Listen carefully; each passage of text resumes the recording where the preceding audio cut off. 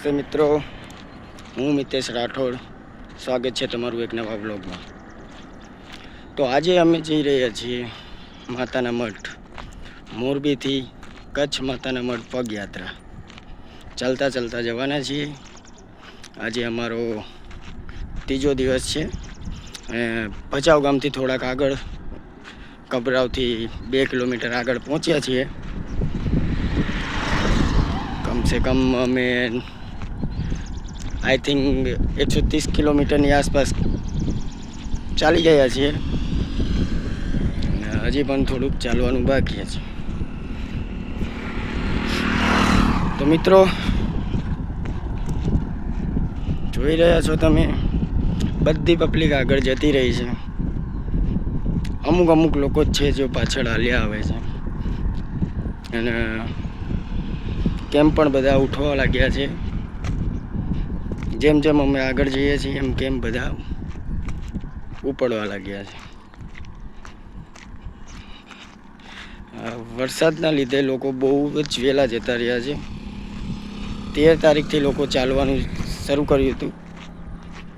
આજે 19 તારીખ થઈ છે, એટલે બહુ જ ઓછા કેમ થઈ ગયા છે. અને અમે ચાલવાનું કર્યું હતું 16 તારીખે સાંજે 8 વાગે, અને આજે સવારના 19 તારીખને 10 વાગ્યા છે. અમે 3 જણા છીએ. જો મિત્રો, આખો રોડ ખાલી દેખાય છે. દર વર્ષે આવું નથી થતું અમારી સાથે. દર વર્ષે બહુ જ પબ્લિક હોય, ચાલવાની પણ જગ્યા ના હોય, એટલી પબ્લિક ચાલતી હોય છે.